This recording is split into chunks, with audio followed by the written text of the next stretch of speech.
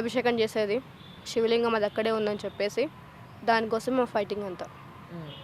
అది బయటికి రావాలి. చాలా శక్తివంతమైన శివలింగం ఇప్పుడు ప్రజల ముందు కూడా రావాలి కదా. అది వస్తే ప్రజలకి ఏ విధంగా హెల్ప్ అవుతుంది? చాలా హెల్ప్ అక్క. ఇప్పుడు వచ్చి మన పాపాలు కానీ ఏదైనా మనకి మంచి జరుగుతుంది. ఇప్పుడు ఏదైనా టెంపుల్లో మనకి మంచి జరుగుతుందంటే అందరు వెళ్తున్నారు కదా, వెళ్ళేసి దర్శనం అలా ఓకే, మంచి అవుతుంది కానీ చెడైతే ఏమవ్వదు అక్క ఆ విగ్రహాల వల్ల. కాకపోతే అతను వేరే ఇంటర్వ్యూలో మాట్లాడితే కనుక ఫస్ట్ నేను తెలియదని చెప్పాడు, తర్వాత నేను చికెన్ బిర్యానీ తిన్నా అని చెప్పాడు, తర్వాత వచ్చేసి ఆ అమ్మాయితో నేను మాట్లాడను అన్నాడు.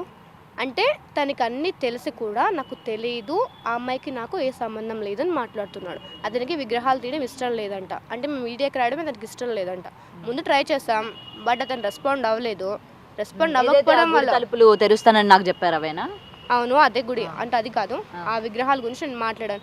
మీరే పెట్టుకొని మీరే పూజలు చేసుకోండి అని చెప్పిన వాళ్ళు ఎందుకు ఒప్పుకోవట్లేదు.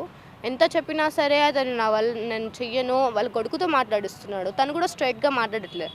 బట్ ఏంటంటే కనుక ఆ ఛానల్లో మాత్రం తను డైరెక్ట్గా మాట్లాడాడు. అంటే ముందు ఎవరైనా మాట్లాడారు, తర్వాత అతను కాల్ చేశాడు, మాట్లాడాడు. నేను చికెన్ బిర్యానీ తిన్నా అన్నాడు, అమ్మాయిని కలవలేదు అన్నాడు. కలవలేదు అన్నప్పుడు చికెన్ బిర్యానీ నేను ఎలా తిన్నానక్క? తర్వాత వచ్చేసి అమ్మాయితో మాట్లాడాల్సిన అవసరం ఏంటి నాకు అన్నాడు. నువ్వు ఫేక్ అన్నప్పుడు నువ్వు వచ్చి నిరూపించాలి కదా, ఛానల్ వాళ్ళ మీద కేసు వేస్తాను, మీ మీద కేసు వేస్తాను, ఇక్కడికి రండి చూడండి అని మాట్లాడాడు. నేను ఆల్రెడీ మాట్లాడితే ఇప్పుడు లైవ్లోనే మీరు నాతో మాట్లాడితే తెలిసిపోతుంది కదా నిజం ఎక్కడుంది అబద్ధం ఎక్కడుందని. అప్పటి వరకు ఎందుకు ఆగలేకపోతున్నావు? అప్పటి వరకు నీ చదువు నీవన్నీ కంటిన్యూ చేయొచ్చు కదా, ఇవన్నీ కూడా చదువుకోవడానికి నేను కంటిన్యూ చేయడానికి నేను చాలా ట్రై చేశాను, నా వల్ల అవ్వట్లేదు. నేను స్టడీ పరంగా చేసినప్పుడు నాకు హెడేక్ వస్తుంది. డాక్టర్స్ కూడా నేను చెప్పాను, నేను ప్రతిదీ పిన్ టు పిన్ చెప్పాను డాక్టర్స్కి చిన్నప్పటి నుంచి. సో నీకు ఏంటంటే చదువుకోవడం ప్రాబ్లం, అయితే నీకు ఈ ప్రాబ్లమ్స్ కాదు. నాకు ఇవి గుర్తులు రావడం వల్ల నా ప్రాబ్లం అంతా. ఆ గుర్తులు రావడం నీకు ఒక ఫ్రాక్షన్ ఆఫ్ సెకండ్సే కదా ఉంటుంది, తర్వాత నీ లైఫ్ నువ్వు లీడ్ చేయొచ్చు కదా. చదువు, పిల్లలు ట్రై చేశాను, పిల్లలు ఇవన్నీ కాదు. ఏంటంటే నేను చాలా ట్రై చేశాను. నేను ట్రై చేసుకోకుండా ఇన్ని రోజులు 9 years నుంచి నేను కష్టపడుతున్నాను. 9 years నుంచి నేను చాలా పోరాడుతున్నాను వీటి కోసం. ఇవి గుర్తుకు రావడం, నేను చదువుకోకపోవడం, నేను ఎంత ఏడ్చానో నాకు తెలుసు.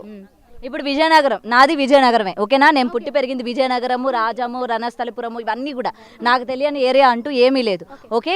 అక్కడ దేవాలయాలు ఎప్పటి నుంచో ఉన్నవి. ఇప్పుడు ఆస్ట్రాలజీ మొత్తం కూడా అందరూ కూడా పునరావస్థ వాళ్ళు వస్తున్నారు, తవ్వుతున్నారు, విగ్రహాలు తీస్తున్నారు. అక్కడికి వచ్చాడు విగ్రహాలు ఉన్నాయో లేదో ఒకసారి చెక్ చేసుకోమనండి. ఒకవేళ వాళ్ళు ముందు చెక్ చేస్తారు కదా, ఉన్నాయా లేవా అని చెప్పేసి వచ్చి చెక్ చేయండి. నేను ప్లేస్ చెప్తాను, ఎక్కడ లోపల ఉన్నాయో నేను చెప్తాను. అక్కడికి వచ్చాడు స్కాన్ చేస్తే మీకు తెలిసిపోతుంది కదా, తవ్వాల్సిన అవసరం కూడా లేదు కదా, మీరు స్కాన్ పెట్టి చేస్తే తెలిసిపోతుంది కదా. ఓకే, మరి వాళ్ళు అక్కడ స్కాన్ చేయలేదంటావా? మరి అక్కడ గుడి కట్టిన వాళ్ళు స్కాన్ చేయలేదంటావా? అక్కడ విగ్రహాలు ఉన్నాయని మళ్ళీ కొత్తగా విగ్రహాలను తయారు చేసి పెట్టాల్సిన అవసరం ఏముంది? అసలు కాదు, ఎక్కడ ఉన్నాయో కూడా తెలియదు పూర్తిగా. ఎక్కడ ఉన్నాయో ముందు అతనికి తెలియదు, అక్కడ ఉన్నాయని తెలుసు కానీ ఈ పర్టికులర్ ప్లేస్ లో ఉన్నాయని అతనికి తెలియదు. ఇంకా అక్కడ శివుడు విగ్రహ రూపంలో ఉన్నాడా లేకపోతే మనిషి రూపంలో ఉన్నాడా? విగ్రహ రూపంలో ఉన్నాడు. విగ్రహ రూపంలోనే ఉన్నారు. ఓకే, అది తెలిస్తే ఆ ఊరికి లోక కళ్యాణం కలిగే ఛాన్సెస్ ఉన్నాయా లేకపోతే ఏదైనా అరిష్టం జరుగుతుంది? మంచిది జరుగుతుంది కానీ చెడేం జరగదు. చెడేం జరగదు, తీసిన తర్వాత ఏం చెడేం జరగదు. ఇది నేను చెప్తా కదా, విగ్రహం బయట తీస్తే మంచి జరుగుతుంది అని నేను కూడా చెప్తాను. నువ్వు చెప్పే దాంట్లో ఏముంది? ఇప్పుడు విగ్రహం తీయకపోతే నాకు ఎఫెక్ట్ అని చెప్పాను, చాలా మందికి ఎఫెక్ట్ అని చెప్పాను. తర్వాత వచ్చేసి విగ్రహం తీస్తే ఎవరికి ప్రాబ్లం జరగదు, తీయకపోతేనే ఎఫెక్ట్. ఇప్పుడు ఇన్ని సంవత్సరాలు నేను తీయలేదు కదా, ఇప్పుడు ఆ ఊరికి ఏమైనా ఎఫెక్ట్ జరిగిందంటావు మరి విజయనగరంకి? చాలా జరగలేదు కదండి. ఏం జరిగింది సార్? జరుగుతాయో లేదు తర్వాత చూడండి. సరే తర్వాత చూడండి కాదు, ఇప్పుడు నువ్వు చెప్పు, నేను రాసి పెట్టుకుంటా. వీడియో పరంగా ప్రూఫ్స్ మా దగ్గర ఉంటాయి కదా.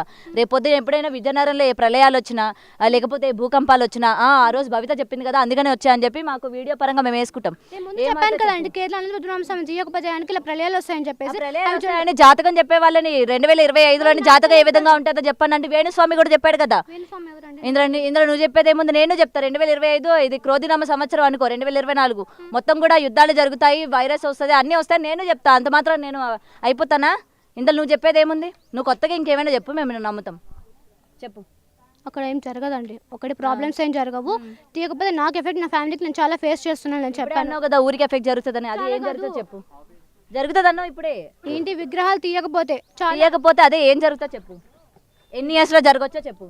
నేను విగ్రహాలు తీయలేకపోతే కనుక నేను బ్రతికున్నంత వరకు నేను ట్రై చేస్తున్నా విగ్రహాల కోసం. తీయకపోతే ఏం జరుగుతుందో చెప్పు. ఎన్ని సంవత్సరాల్లో జరుగుతాయి? భూకంపం వల్ల ఎప్పుడూ వస్తున్నాయి అవి, నేను చెప్తా ఎప్పుడూ వస్తాయి అవి, ఎప్పుడూ వస్తాయి. ఇప్పుడు వరదలు రావా, వైరస్లు రావా, చలికాలం వస్తే విపరీతమైన వైరస్లు వస్తాయి, నేను చెప్తా. నెక్స్ట్ కొన్ని నెలలు వస్తే వర్షాలు వస్తాయి, అది నేను చెప్తా. ఇవన్నీ కూడా వచ్చేవి, జనాలు అందరూ కూడా అనలైజ్ చేసి చెప్పేస్తారు. చెప్తున్నారు కదా. ఇవి కాకుండా ఇంకేం జరుగుతుందో చెప్పు విజయనగరంలో. ప్రపంచం ఉండదండి. బల్లగుద్దు చెప్పు, ఏం జరుగుతుందో బల్లగుద్దు. ఉండదు. ప్రపంచం ఉండదు. ఎందుకు ఉండదు? ఉండదు, కావాలంటే ట్రై చేసుకోండి. అంటే వీర బ్రహ్మం గారు రాసిన దానికన్నా నువ్వు రాసే తలరాత ఇంపార్టెంట్ అంటావా? వీరబ్రహ్మేంద్ర స్వామి రాసేట జరుగుతుంది కదా, యాక్సెస్ జరుగుతుంది కదా. అవును, ఆయన రాశాడు కాబట్టి జరుగుతుంది. ఇప్పుడు నువ్వు చెప్పేది కూడా ఏం జరుగుతుందో నాకు చూపి, ఏం జరుగుతుందో చెప్పు. ఎన్ని సంవత్సరాల్లో ఆ విగ్రహం బయటికి తీయకపోతే ఇన్ని సంవత్సరాలకి ఇది జరుగుతుంది అక్క అని నువ్వు నాకు కరాఖండిగా బల్లగుద్ది చెప్పు. అప్పుడు విజయనగరం ప్రజలు నమ్ముతారు. నేను విజయనగరంలోని మా ఊర్లో ఉన్న వాళ్ళందరికీ నేను చెప్తా, ఇది తీయకపోతే ఇక్కడ ఇది జరుగుతుంది అని చెప్పి బిగ్ టీవీ తీసుకుపోతా. నేను అడు తీసుకెళ్ళి విగ్రహాలు తీస్తా. చెప్పు మరి ఏం జరుగుతుందో చెప్పు. ఆ రోజు నిజంగా ఎప్పుడు ఏ సంవత్సరం ఏ డేట్ తో సహా ఏం జరుగుతుందో నేను బతుకున్నంత కాలం నేను ట్రై చేస్తాను అంటున్నాను. నువ్వు ట్రై చేయడం కాదు, విగ్రహాలు తీయకపోతే అరిష్టం జరుగుతుంది అని చెప్పినావా? అది ఎన్ని సంవత్సరాల్లో జరుగుతుంది చెప్పు. ఎన్ని సంవత్సరాల్లో ఆ విగ్రహాన్ని, ఇన్ని వందల సంవత్సరాల్లో విగ్రహం బయటికి రాకపోతే ఏ అరిష్టం జరిగింది, ఇప్పుడు ఎందుకు జరుగుతుందని నేను క్వశ్చన్ రైజ్ చేస్తా. ఏం చెప్తా దానికి? నేను బతుకున్నంత కాలం నేను తీయడానికి ట్రై చేస్తాను. నువ్వు ఒకటే ఆన్సర్ తిప్పి చెప్పకు భవిత, ఒకటే ఆన్సర్ చెప్పకు. నేను అడిగిన క్వశ్చన్ కే నేనేం చేయాలి? నమ్మనప్పుడు ఇవి వస్తాయని చెప్తుంటే మీరు ఏమని చెప్తున్నారు? అన్ని వస్తాయి, నార్మల్ గానే వస్తాయి అంటున్నారు కదా. భూకంపాలు ఇప్పుడు రావట్లేదా, జపాన్లో రావట్లేదా చెప్పు. ఇవన్నీ కూడా ప్రకృతి వైపరీత్యాలు జరుగుతాయి. అదేదో నువ్వు విగ్రహం తీయకపోతే జరిగే ప్రకృతి వైపరీత్యాలు కావు అవి. అర్థమైందా? సరే, ఎన్ని సంవత్సరాలు అది తీయకపోతే ఏం జరుగుతుందో అది చెప్పు నువ్వు నాకు. నేను విజయనగరంలోని నేను ప్రతి ఒక్క దేవాలయం నాకు తెలుసు. విజయనగరం నేను పుట్టి పెరిగిన ఊరు. ఒకటి నేను చెప్తున్నాను కదా, ఏమని చెప్తున్నాను, విజయనగరంలో రాముడు మందిరం ఉంది కదా, దాని బ్యాక్ సైడ్ వెళ్ళి చెక్ చేసుకుని అక్కడ నిజంగానే టెంపుల్ ఉందో లేదో ముందు ఒకసారి చెక్ చేసుకోండి. నువ్వు నేను అడిగిన క్వశ్చన్కి ఆన్సర్ చేయట్లేదు అంటే నువ్వు ఇక్కడే అబద్ధం అని నేను ప్రూవ్ చేస్తా. మరి నేను అడిగిన క్వశ్చన్కి ఎందుకు ఆన్సర్ చేయట్లేదు నువ్వు? నేను బతుకున్నంత కాలం ట్రై. నువ్వు బతుకున్నదంతా చెప్పకు, తిప్పి నువ్వు అదే ఆన్సర్ చెప్పకు. ఖచ్చితంగా విగ్రహాలు తీస్తా. ఎప్పుడు తీస్తావు? నాకు నమ్మకం ఉంది. ఎప్పుడు తీస్తావు? నేను ఖచ్చితంగా ట్రై చేస్తాను. ఎప్పుడు తీస్తావు? ఎప్పటికి తీస్తావు? ఎప్పటికి ట్రై చేస్తావు? ఎప్పుడు ఎంతమంది ప్రజల్ని ఇట్లా చేస్తావు? ఎవరు సపోర్ట్ చేయాలి? నీకు దైవ సంకల్పం ఉన్నప్పుడు, నువ్వు ఒక నాగరాణి అయినప్పుడు, నువ్వు ఒక దేవకన్య, ఒక రాజు కూతురు అయినప్పుడు నీకు ఒకరు సపోర్ట్ ఎందుకు? దైవమే నీకు సపోర్ట్ చేస్తుంది కదా, ప్రకృతి నీకు సపోర్ట్ చేస్తుంది, ప్రకృతి నీకు అండగా ఉంటుంది. నువ్వు నిజమైన నీకు దైవ స్వభావం ఉంటే, దైవ అనుగ్రహం ఉంటే మా సపోర్ట్ ఎందుకు? నీకు ప్రజల సపోర్ట్ ఎందుకు? ఆటోమేటిక్గా అలా జరిగి. ఒక నిమిషం, ప్రజలు నేను కావాలని ఏంది విగ్రహాలు తీసినప్పుడు పూజలు చేయడానికి నేను అడిగాను, అంతవరకు గుడిని తీసుకుంటాను. నువ్వు అది తీస్తే ఆటోమేటిక్గా ప్రజలు వస్తారు, పూజలు చేస్తారు. సరే, నువ్వు ఫేక్ అంటా భవిత, నువ్వు ఫేక్. సరే, ఇప్పుడు మీరు ఫేక్ అని అనుకోండి. అనుకోండి కాదు, నువ్వు ఫేకే. సరే, ఫేకే. ఓకేనా? మీరు ఫేక్ అనుకుంటున్నారు కదా, అనుకోండి కాదు. నేను అడిగిన ఒక్క ప్రశ్నకి కూడా నువ్వు ఆన్సర్ చెప్పలేకపోయా. నువ్వు రియల్ అని నేను ఎట్లా నమ్ముతా, ప్రజలు ఎలా నమ్ముతారు?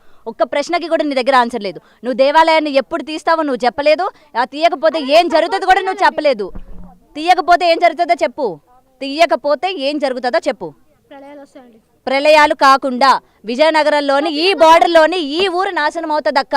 విజయనగరంలో ఈ ఊరు నాశనం అవుతుంది. ఈ విగ్రహం తీయకపోతే ఈ ఊరు నాశనం అవుతుంది అని చెప్పు. లేకపోతే ఆ వంశానికి సంబంధించిన వాళ్ళు నాశనం అవుతారని చెప్పు. అప్పుడు చెప్పు, నేను నమ్ముతా. నేను విత్ ప్రూఫ్స్ తో విజయనగరం పోతా. సరే, ఒకవేళ నేను విగ్రహాలు తీయకపోతే ఆ ఫ్యామిలీకి కానీ అక్కడ ఊర్లో ఉన్న ప్రతి ఒక్కరికి కానీ నిజంగానే ప్రాబ్లం అవుతుంది. ఏం ప్రాబ్లం అవుతుంది? మొత్తం అనేది సునామీ రావచ్చు, ఏమన్నా రావచ్చు. సునామీ వస్తుంది అంటావు? విజయనగరంలో సునామీ వస్తుంది అంటావు? ఇంకా ఎన్ని ఏళ్లలో వస్తుంది అంటావు? నేను ఇప్పుడైతే విగ్రహాల కోసం ప్రయత్నం స్టాప్ చేస్తాను. అప్పుడు అయితే ఒకసారి స్టాప్ చేసి చూడు. నేను స్టాప్ చేయను. ఎందుకు స్టాప్ చేయాలా? చేయి మరి, చేసి చూడు. నేను చేయను, అసలు స్టాప్ చేయను. నేను ఎందుకు చేయాలి? మీకోసం అని నేను తీసాను. నాకు నమ్మకం ఉంది, మీకు నమ్మకం లేదు. నాకు నమ్మకం కోల్పోయిన రోజు నేను వదిలేస్తా. కానీ భవిత అసలు ప్రజల్ని పిచ్చోళ్ళు చేద్దాం అనుకుంటున్నారు. ఆల్రెడీ ప్రజలందరూ ఉన్న సమస్యలతో వస్తున్నారు.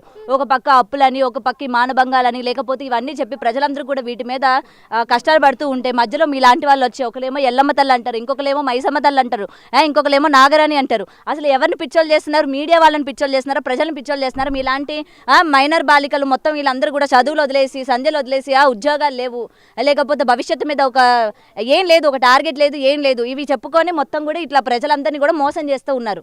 మోసం చేస్తే నాకేమొస్తుంది చెప్పండి? నాకు మీ మీడియాని ప్రజల్ని కానీ మోసం చేస్తే నాకేమొస్తుంది? ఏమో ఫేమ్ వస్తుంది కదా నీకు. ఫేమ్ ఏంటండి? ఫ్రేమ్ ఎందుకు? ఏం చేసుకుంటారు ఫ్రేమ్ ని? ఏమో నువ్వు ఈ ఫేమ్ తో నువ్వేం చేయాలనుకుంటున్నావు? కొన్ని సంవత్సరాలు అయిన తర్వాత నువ్వెవరో నేనెవరో ఎవరు పట్టించుకుంటారు నీకు చెప్పు? ఈ ఫేమ్ తో నువ్వు ఒక ఛానల్ పెట్టుకోవచ్చు, లేకపోతే ఇంకేదో నువ్వు మోడల్ అవ్వాలనుకుంటున్నావు, దాంట్లో రంగంలోకి వెళ్ళొచ్చు, లేకపోతే ఇంకేదైనా చేయొచ్చు. ఫిల్మ్ కూడా వెళ్ళట్లేదండి. ఎందుకంటే కనుక మీరు ఇలా మాట్లాడుతున్నారు, మోడలింగ్ కోసం మీరు చేస్తుంది. నేను మోడలింగ్ అనేది మొత్తానికి వదిలేసాను. ఓకే భవిత, నేను నమ్మాలంటే ఒకటే, నువ్వు ఏదైతే విగ్రహం తీయాలనుకుంటున్నావో వితౌట్ ఎనీ సపోర్ట్, నీకు ఏ మీడియా సపోర్ట్ సపోర్ట్ కూడా నీకు అందదు, ఏ మనుషుల సపోర్ట్ కూడా నీకు అందదు. గవర్నమెంట్ సపోర్ట్ నీకు అందాలన్నా కూడా నువ్వు అక్కడ విత్ ప్రూఫ్స్తోని నువ్వు ఏం తీసావు, ఏం చేసావు, అక్కడున్న ప్రజలకి, విజయనగరం ప్రజల్ని నువ్వు ఒప్పించుకుంటే ఆ యొక్క ప్రజలే, లేకపోతే ఆ విజయనగరం ప్రెసిడెంట్ ఇప్పుడు ఎవరైతే అధికారంలో ఉన్నారో వాళ్ళ యొక్క ప్రెసిడెంట్ ఉంటారు కదా ఊర్లోని, ఆయనే మీకు సాయం చేస్తారు, అక్కడ ఉన్న అర్చకులు నీకు సాయం చేస్తారు. వాళ్ళ సాయంతో నువ్వు అక్కడ గుడిలో నా లింగాన్ని తెరిచి అప్పుడు మా మీడియా వాళ్ళందరికీ ఫోన్ చేసి నేను ఇలా తీశాను ఇప్పుడు ఏంటి అని చెప్పి చూపించండి. నేను ఒకవేళ తీసాను అనుకోండి, అవి మీరు తీసుకొచ్చి పెట్టారు ఇప్పుడు అంటున్నారు చాలా మంది. తీసి చూపి. సరే డన్, తీసి చూపిస్తాను కదా. చూపించు. ఎన్నేళ్ళు పడుతుంది? చేస్తానండి, నా ప్రయత్నం నేను చేయాలి కదా, ముందు నాకు సపోర్ట్ రావాలి కదా, వాళ్ళ ఊరి నుంచి జనాలను ఒప్పించాలి కదా. ఒప్పించండి. ఊర్లో టైం పడుతుంది, నాకు టైం పడుతుంది. సరే ఎంత టైం అయినా తీసుకోండి, కానీ నిరూపించిన తర్వాత మీరు మీడియా ముందుకు రండి.